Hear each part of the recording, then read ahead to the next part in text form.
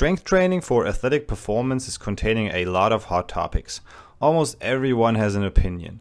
Some coaches love it, some hate it. The sweet spot is often somewhere in the middle. 10 years ago, I felt like most people are not utilizing it enough. Still, I have the same feeling, but it changed a little bit. Earlier, I was focused a lot more on youth athletes, and I would still say it's a big yes, but often it's a red flag for coaches. This video, what I'm going to present you right now, is not only the longest, but also the most accurate one, as I was reviewing it moments ago. So get ready to have a lot of solid knowledge dropped on you about strength training. I stay with, for most kids, there is a lot more to win than to lose in the weight room. Enjoy the show. Caution, this video is the property of Sports Nation. Passing the login details to other people, downloading or copying the following video material in any way is strictly forbidden. Any violation will be criminally prosecuted.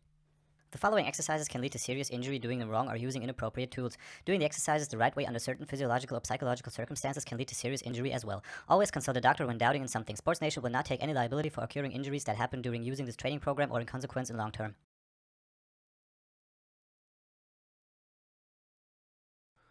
I switched my location because now I want to talk about strength training.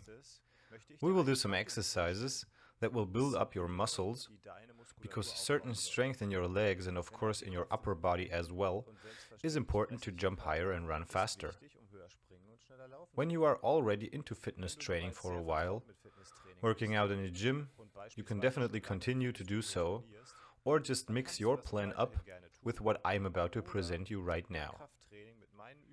Before we get into it, I want to say that this weight training is designed to gain functional strength and that it is not about having big muscles or something like that.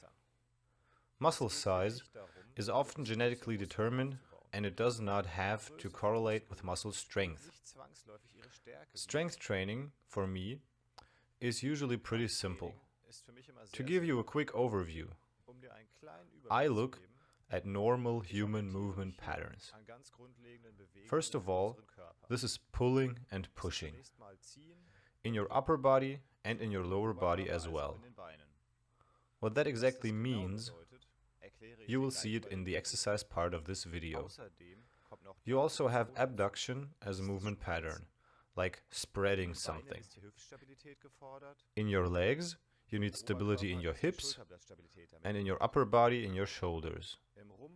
In your core, you have three more movements. Looking from the spine, I talk about straightening, bending, and rotation.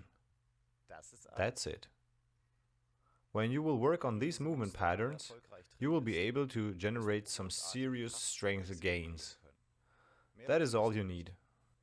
It might sound a bit confusing, but better believe, 90 to 95% of the strength and conditioning plans of professional athletes consist out of the following exercises. Of course, a lot of these can have variety in them. Other exercises can be added, but when you take a second look, it is very similar to what I will show you now. We start with the upper body because pulling and pushing is easy to understand here. Push exercises are all exercises where you push away something that gives you resistance. This can be weight or gravity. You work out your breast muscles and the back of your arm, also known as the triceps. Pulling means you pull a weight towards your body or your body towards something. In terms of anatomy, you work on your upper back and the biceps. Let's have a look at the exercises.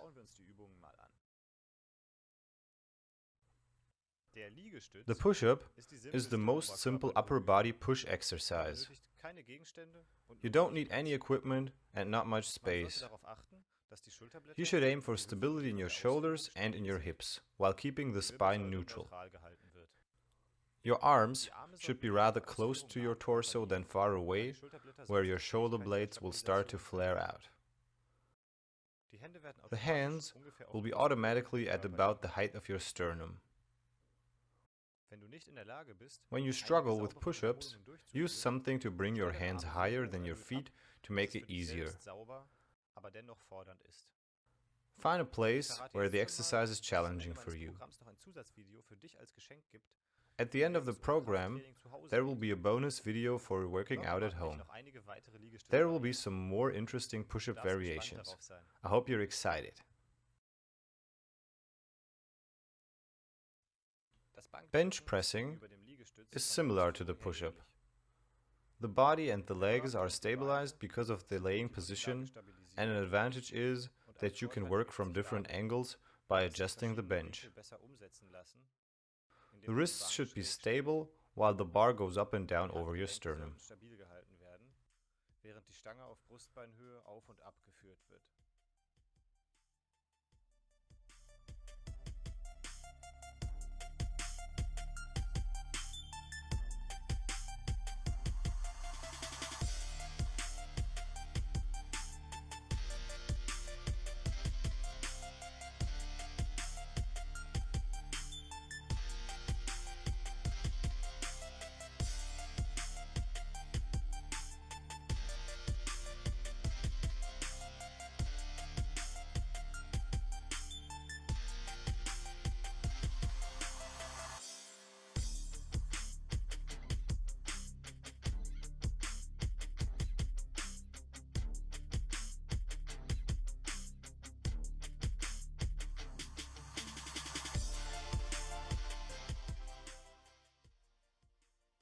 Now it is about a weight overhead.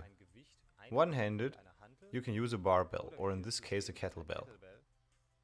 You can also use a bar with both hands. The whole body has to work a lot on stabilizing everything while standing. That makes this exercise very functional and natural. That is really good for you as an athlete and should make overhead presses a part of your training plan.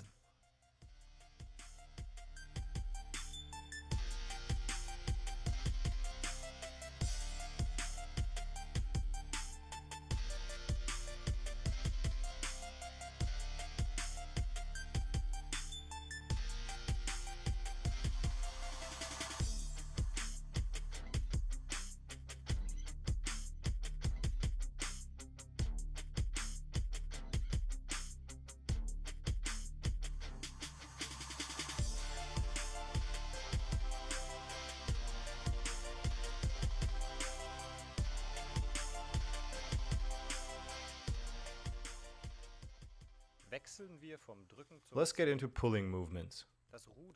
Rowing can be done with a cable or with free weights. Again, it is important to stabilize your shoulders and hips together with a neutral spine. You can grab your weight and pull it towards your body. With a cable, it is pretty much the same in a horizontal angle.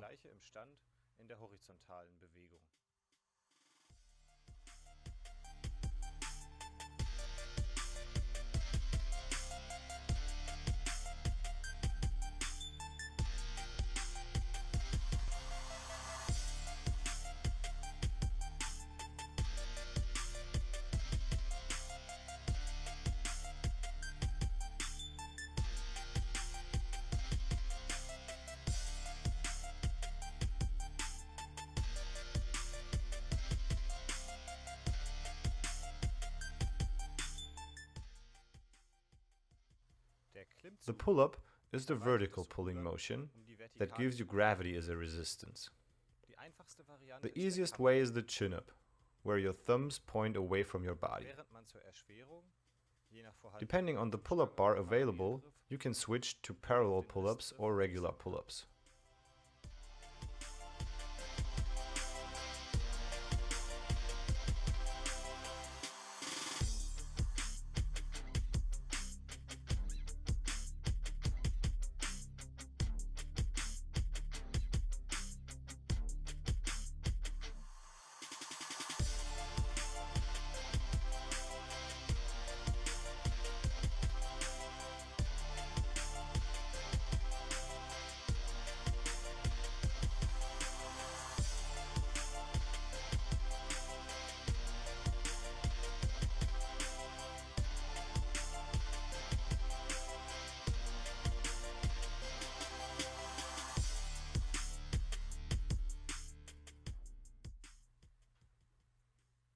When a pull-up is too hard for you at the moment, you can get yourself a band to support your muscles.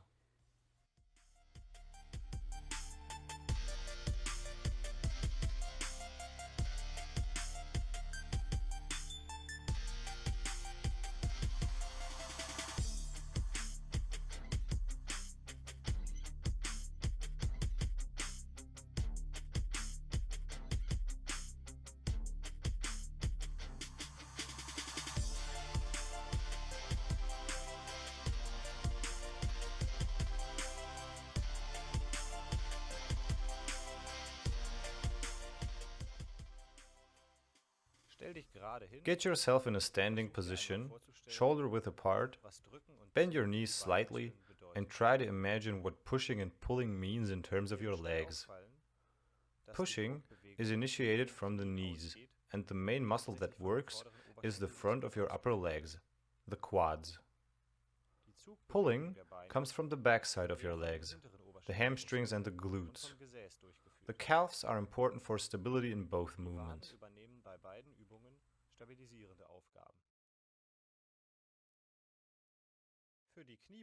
For the squat, it is the same as with all of the upper body exercises. You have to stabilize your torso, including shoulder and hips. From the neck, the whole spine is in a neutral position, while the feet stand shoulder width apart with a slight rotation to the outside. Apart from the legs, this exercise is great for all of your back muscles, because they have to stabilize the movement through the whole work.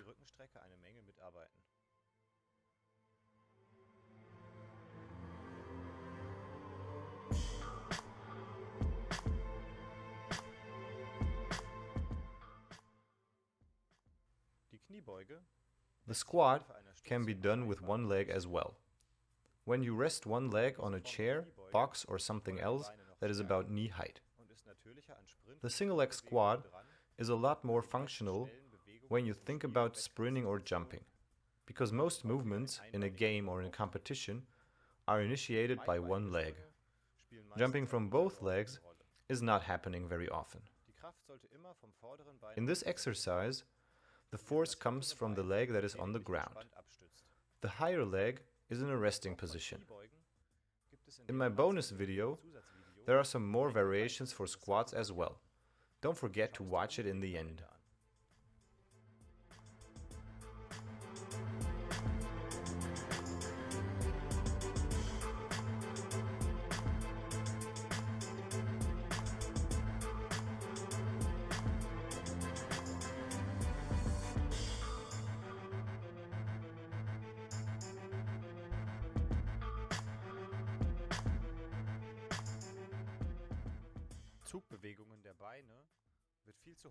Pulling movements from the legs are often a lot less emphasized in strength plans. The stabilization that has to be done by your hip joints and your back is quite challenging compared to other movements. The weight is hanging down in your arms and you tend to use your back for the upward motion. It's important not to do that. You should learn how the movement is coming from your strong leg muscles on your backside. So start with low weights.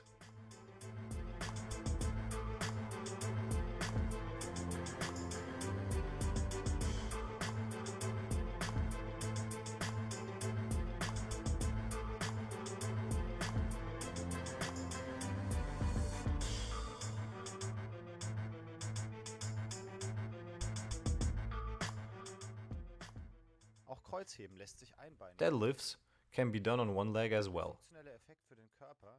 The functional effect for your body is tremendous, just like with the single leg squat. It takes some time to balance out this movement, but you'll get to it.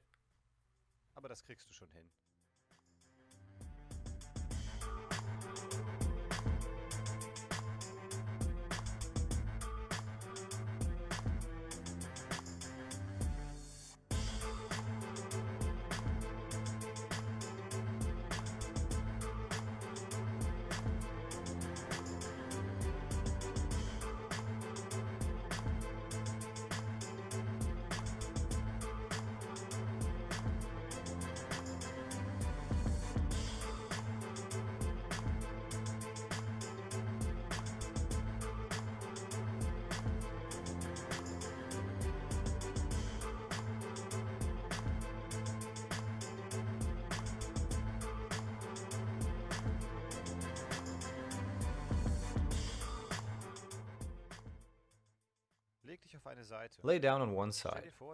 Imagine that through your hips there's a pole. It always has to go up vertical during the movement. Open your legs and try to go up as high as possible without moving the pole forward or backward. After that, you go down slowly until you almost touch the leg on the floor. Do not necessarily add weight to this movement. Better start with shortening the rest period in between the sets. This will challenge the stability of your hips. The goal is to do one leg after the other for 3 sets with no rest in between the sets.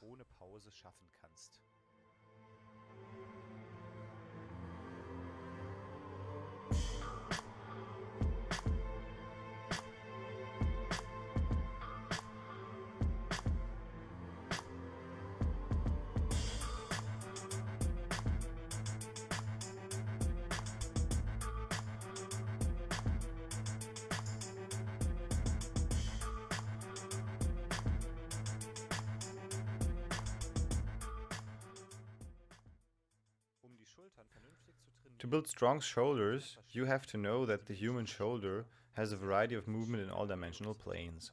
The shoulder circuit was invented by physiotherapists, but while pro athletes got a lot stronger over the decades, the shoulder became a weak link. There is a lot of transferable strength going through it, and they have to be able to handle that. The movements in this exercise can be visualized by letters when you look at the arms and the body. What you've just seen was the Y. Now I continue with the letter T. It's important to keep your arms at a 90-degree angle so you do not become an arrow. A few days before these video takes, I injured my shoulder. That's why it is not as symmetric as it should be.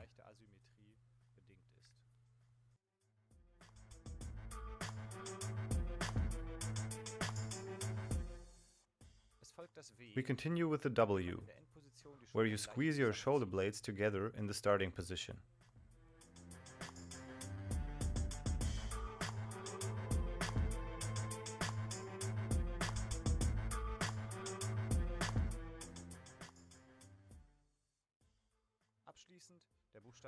The last letter is the L. Our alphabet does not have a letter to completely describe the whole body and the arms, so we only look at one arm in this terminology. You have to focus on only rotating the shoulder and allowing no other movement.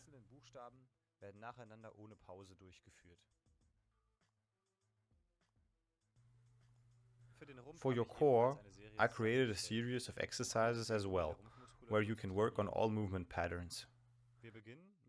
We start with rotation. Therefore, we lay down on a gym ball. That is something what is not expensive and very useful. You can use it in a variety of ways. I recommend getting one of these. If you don't have one just now, you can use your bed as support. Get some easy weight and rotate from side to side with your long arms. Try to initiate the movement with your abdominal muscles. Move slowly. You should particularly feel your muscles on the side of your core, where your ribs are. This exercise takes some time to practice. In my bonus video, you will get some great additional exercises for your core strength. After that, you lay down on your back and start bridging slowly. When you go down, do not touch the floor. If this is too easy for you, continue with single leg bridging.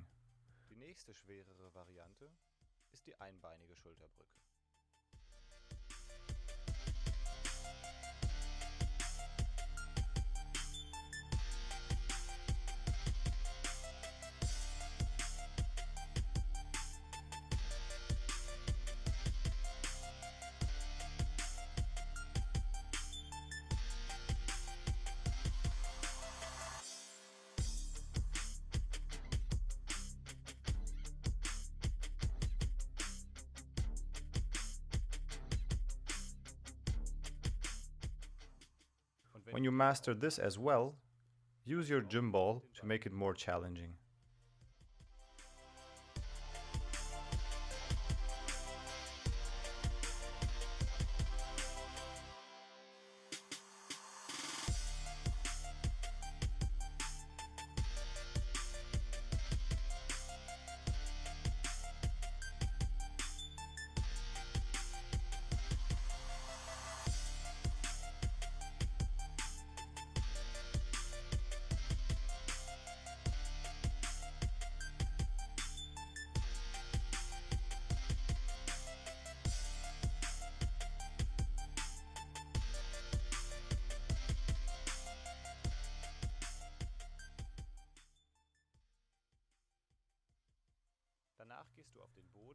For the next exercise, you stay on the floor. Grab something small to support your head, a towel, a pillow, or a massage roll like I do it here in this video. You want to overstrain your neck muscles a little bit with that. Together with sucking in the stomach a bit, you will have your core engaged to start the exercise. Lift both legs and bring one after the other to your chest. The less you bend your knees, the harder it gets.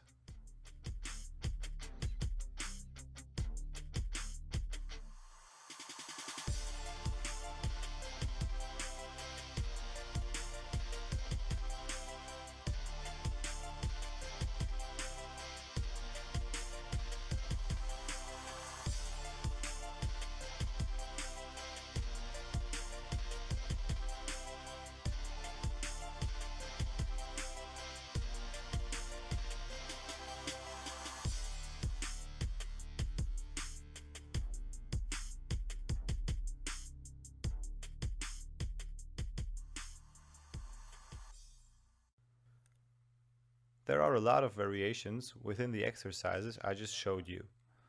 Sometimes I mentioned them, many others can be found inside of books, in YouTube videos, and through other media. You can play around with it and add other exercises. Always remind yourself of the movement patterns I talked about in the beginning of this video. Try to expand. When you start thinking in terms of movement patterns, every movement like climbing, carrying, lifting or hitting is a considerable subject of strength training, as long as it gets your muscles in a work mode. Keep your shoulders, spine and hips stable in every movement. It is very important that you have to learn the movement of an exercise and that you feel the muscles working. You have to stay in control during the whole repetition before you add more weight to increase resistance. That can make the strength training feeling very easy in the beginning. It could be not challenging or even boring. A lot of people do not build a solid foundation with these exercises. That comes with two bad side effects. First, you are at a higher risk of injury, and second, it is a lot more likely that you reach a plateau at some point and that you miss out on some really tremendous gains. The maximum effect of weight training can only be accomplished when you learn the right execution of a certain exercise. I highly encourage you to take your time and practice the correct execution. It will definitely pay off in the future. When you trust this process, it is also not so important to have a lot of equipment. As soon as you're comfortable with the exercises as a beginner, you should start with 2 to 4 sets of each exercise and do between 8 and 20 reps depending on what you do. Special strength training programs for beginners can be found in Chapter 6. As soon as you master the strength exercises, you should start to make them challenging. That has to happen when you want to make improvements with your workouts. With correct execution, you don't have to add too much weight. Start to increase your workload by adding more weight or more repetitions. You can also work with shortening the breaks in between the sets. Never increase multiple of these factors at once. With weight, it is even more important to always check form and execution. When you want to ask me some further questions about strength training, send me an email.